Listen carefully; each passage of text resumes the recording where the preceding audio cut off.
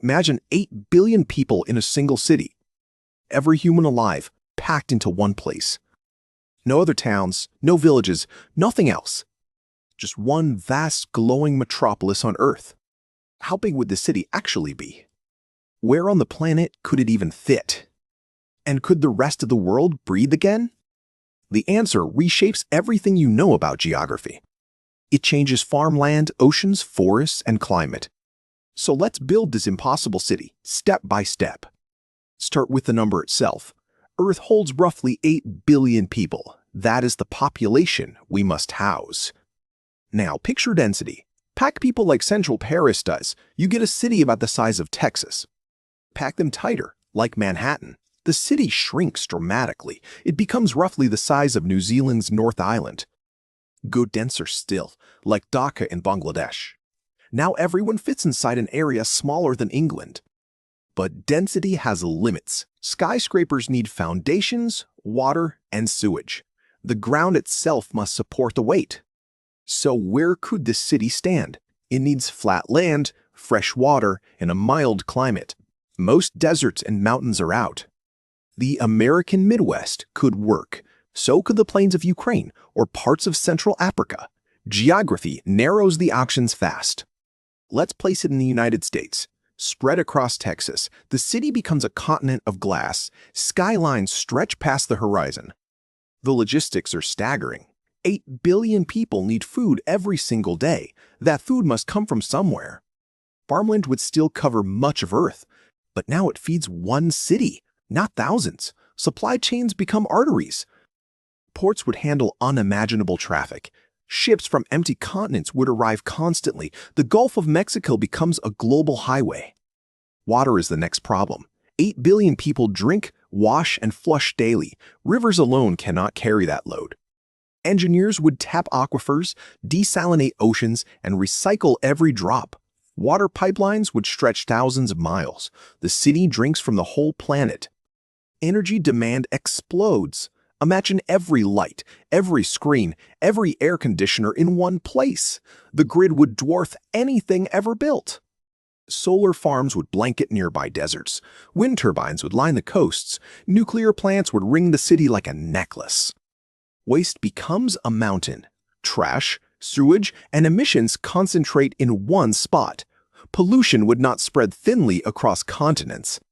Instead, it would pile up locally. The air above the city could choke. Rivers downstream would carry the burden. But here's the surprising part. The rest of Earth would empty out completely.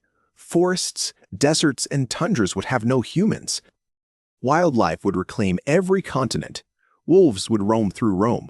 Tigers could prowl old highways in India. Coral reefs might heal. Fish stocks would rebound. The oceans would breathe again without coastal cities. Climate patterns could shift too. Without scattered emissions, carbon would concentrate near the city. The rest of the atmosphere clears slightly. Yet the city itself becomes a heat island. Concrete and steel trap warmth. Local temperatures rise several degrees above the surroundings. Rain patterns change around it. The city generates its own weather. Storms form over the skyline almost daily. Would you ever live in a place like this?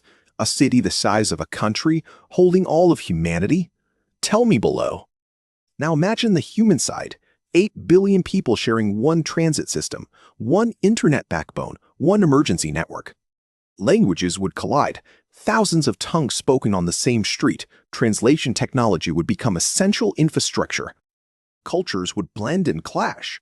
Neighborhoods would form by origin, language, and trade. The city becomes a mosaic of every human story. Travel inside it would take days.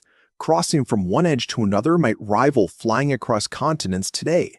High-speed rail would be the lifeline. Vertical movement matters too. Buildings would climb a kilometer or more. Elevators become as important as roads. Underground layers would multiply. Subways, utilities, and storage would stack downward. The city grows in 3 dimensions, not 2. Food production gets clever. Vertical farms inside skyscrapers grow vegetables year-round. Lab-grown meat reduces the need for distant ranches. But staples still need fields. Wheat, rice, and corn require open land. Those fields remain, but the farmers commute by air. disease becomes a serious risk. 8 billion bodies in close quarters spread illness fast. One outbreak could reach everyone in days. Public health systems would be massive. Hospitals the size of small cities. Surveillance and sanitation become non-negotiable. Yet there are real benefits. Shorter supply chains mean less transport pollution. Shared infrastructure is far more efficient. One power grid serves all. One water system, one sewage network. Per person, resource use could actually drop. Wilderness recovers on a planetary scale. 99% of Earth becomes wild again. That is the deepest change of all. National borders would feel strange. If everyone lives in one city, what does a country even mean? Politics would have to be reinvented. Governance would likely shift to districts. Each neighborhood handles local matters. A central authority manages the whole. Of course, this scenario is impossible. No nation would accept it. No ecosystem could absorb the shock overnight. But the thought experiment reveals something important. Humans already live more concentrated than we realize. More than half of us live in cities today. That share keeps rising. By 2050, nearly 70% will be urban. We are quietly drifting toward this future. Megacities are already forming. Tokyo, Delhi, and Shanghai each hold tens of millions. They hint at what extreme concentration looks like. The lesson is geographic, not utopian. Where people gather shapes everything else. Land, water, climate, and wildlife respond to our footprint. When humans cluster, nature recovers nearby. When humans spread, nature retreats everywhere. Density is not the enemy. Sprawl often is. So the impossible city teaches a real truth. Concentrating people done wisely can save the planet. Done poorly, it can choke it. The why of where is simple. Geography rewards efficient density and punishes endless sprawl. Every choice we make echoes across the map. One city for all humans will never exist. But the principles behind it shape every real city today. That is the quiet revelation. If this made you see cities differently, leave a comment with your thoughts.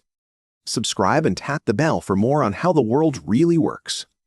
Because in the end, where we live decides what the world becomes.